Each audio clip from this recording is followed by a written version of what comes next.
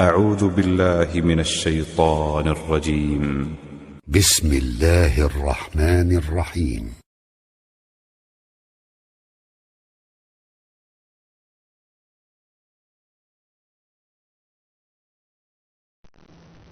السلام علیکم ورحمۃ اللہ وبرکاتہ. نحمده ونصلي على رسوله الكريم. اما بعد فاعوذ باللہ من الشیطان الرجیم. بسم اللہ الرحمن الرحیم. رب اشرح لي صدری ويسر لي امری واحلل عقدۃ من لسانی یفقهوا قولی. رب زدنی علما. اللهم فقهنا في الدین. اللهم انی اسألک علما نافعا ورزقا طیبا وعملا متقبلا. اللهم انی اسألک المعافاة فی الدنیا والآخرہ. الہی آمین. نون ساکن اور تنوین کے قواعد ہم پڑھ رہے ہیں. لاسٹ کلاسز میں تینوں قواعد مکمل کر لیے ہیں. آج انشاءاللہ ہم اخفا کے بارے میں پڑھیں گے. اخفا اسٹارٹ کرنے سے پہلے پچھلا ریویو کروں گی جس میں ہم نے سب سے پہلا اظہار کا قاعدہ پڑھا تھا اور اظہار کے حرف تھے حمزہ ہا، عین ہا اور غین خا. اسی طرح ادغام کے حرف تھے یا، نون، میم، واو، لام اور را. اور تیسرا تھا اقلاب. اقلاب کا حرف تھا با. اب حرف تہجی میں آپ اظہار کے حرف ہٹا دیجئے، اقلاب کے حرف ہٹا دیجئے اور ادغام کے 6 حرف ہٹا دیں. اس کے علاوہ جو حرف بچتے ہیں وہ سب اخفا میں چلے جاتے ہیں. تو اخفا کے حرف کافی سارے ہیں. اگر یاد ہو جائے تو ویل اینڈ گڈ، نہیں یاد ہوتا تو آپ نے بس یہ مائنڈ میں رکھنا ہے کہ اظہار، اقلاب اور ادغام کے علاوہ تمام حرف اخفا میں چلے جاتے ہیں. اب دیکھتے ہیں اخفا ہوتا کیا ہے. اخفا کہتے ہیں چھپانے کو. اخفا خفی سے ہے. خفی کہتے ہیں چھپانے کو.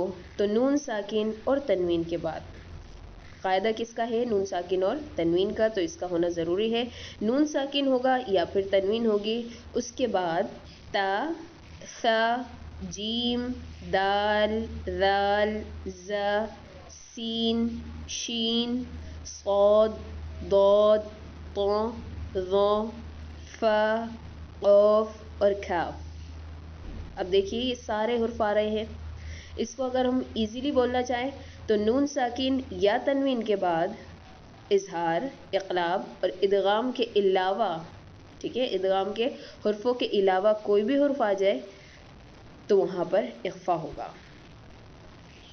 اب اس کا طریقہ ہوتا ہے کیسے اس کو اخفا کرتے ہیں. تو نون ساکن و تنوین کی آواز کو ہم ناک میں چھپا کر غنہ کے ساتھ اور اظہار اور ادغام کی درمیانی کیفیت کے ادا کرتے ہیں. یہ کیسے کر رہے ہوتے ہیں؟ اب مثال پہ دیکھیے. پہلی مثال ہے تم. نون ساکن ہے، اس کے بعد حرف اخفا میں سے تا آ رہا ہے تم. اب آپ دیکھیں فرق اس کا کیا ہوتا ہے. ہم نے جب اظہار پڑھا تھا تو اس میں کیسے پڑھا تھا؟ انہم، ٹھیک ہے، انہم، نون کو بالکل ظاہر کر لیا تھا. غنہ جب ہم نے پڑھا تھا یعنی ادغام میں ہم نے کیسے پڑھا تھا؟ ان نقول. اخفا کا ساؤنڈ کیا ہوتا ہے؟ تم. آپ ناک کے درمیان یعنی ناک میں آواز کو چھپا رہے ہوتے ہیں. تم، نہ ہم یہاں پر کمپلیٹ غنہ کر رہے ہیں، نہ ہم یہاں پر اظہار کر کے پڑھ رہے ہیں یعنی ظاہر کر کے پڑھ رہے ہیں. کیا کر رہے ہیں؟ درمیانی کیفیت ہے، ادغام اور اظہار کی غنہ کے ساتھ ادا کر رہے ہیں. دوسری مثال متابا. متابا. زرعا تأکل. زرعا تأکل. یہ اخفا کی ادائیگی کا طریقہ ہے. اچھا، اخفا بھی 2 طرح کا ہوتا ہے. ایک ہوتا ہے موٹا اخفا اور دوسرا ہوتا ہے باریک اخفا. اب اس میں ہمیں فرق کیسے پتہ چلے گا؟ تو آپ کو یاد ہوں گے موٹے حرف 7 ہیں: خ، صاد، ضاد، غین، طا اور قاف ضا. اب اگر ہم ان حرفوں میں خا کو ڈھونڈیں تو وہ خا کس میں چلا جاتا ہے؟ اظہار کے حرفوں میں.